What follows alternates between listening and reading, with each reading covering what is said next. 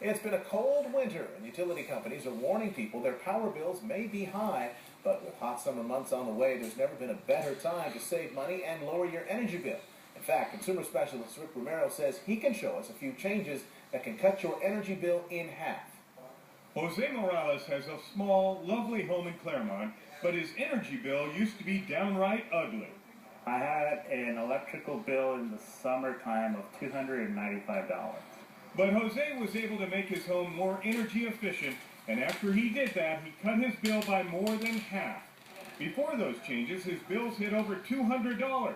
After? Our first clean bill was approximately $105. Stan Mueller is an energy advisor with Southern California Edison. He walked me through Jose's house, showing me how much money you too can save with each energy efficient improvement in your home. If you're looking at 10 lights and they're incandescent and you're replacing with either LED lights or compact fluorescents, you can save up to $20 a month in energy savings. And $20 a month equals $240 a year. Now that's real money. So television sets actually make a difference in your home. So if you consider purchasing a new one, consider an LCD compared to a plasma. You can save up to $60 a year. If your heating bill is through the roof, look to your ceiling to save. Insulation in the ceiling can save $200 or more a year. And you know all those clocks and computers and other electronics that are plugged in? They're sucking up power even when not in use. Turn them off, and you'll save $50 a year. Another energy drain?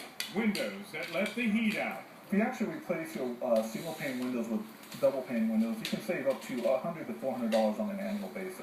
And while it's chilly now, before long, it'll get hot. Did you know air conditioning is the most expensive energy user in the house? It doesn't have to be. Raising the thermostat to 78 degrees or above will help you save money. You can save 20 to 40% on your air conditioning cost.